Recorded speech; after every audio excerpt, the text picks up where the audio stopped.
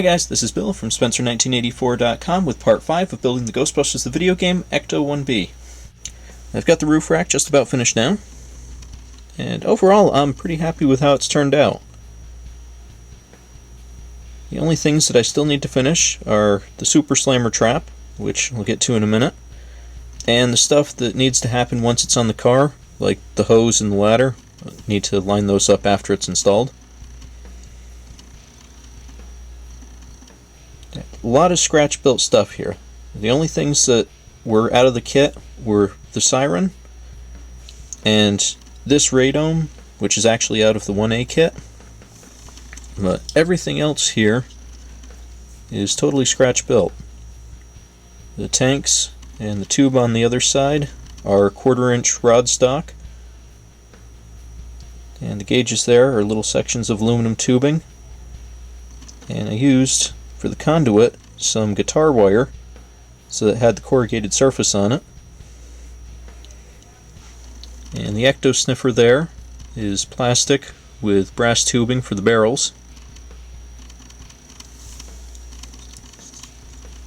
This speaker here is actually a tail light from a die-cast, I think either a Jag or a Mercedes. It came with 3 of them, and so this one was just floating around in my parts box, but the way that they did the lens on it looked perfect for a speaker grill. And that light in the middle is a section of sprue that was just polished, and then an aluminum collar was made for it. The loudspeaker right here was a resin part, and I modified it a little bit, some intentionally. The black part here on the back wasn't quite shaped right with the one that I got, and some unintentionally. I accidentally broke off the receiver on the front, so I had to make a new one of those. And over here, the fan is some plastic with wire arms, and the fan itself is some aluminum that was just cut to shape and dropped in there.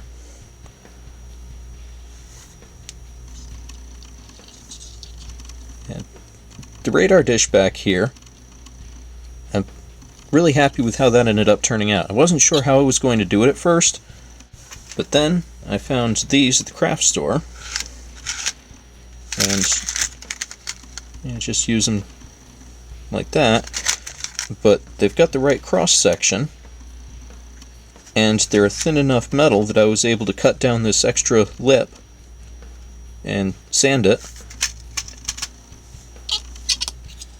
and there's my dish shape. And the rest of that is plastic and metal bits.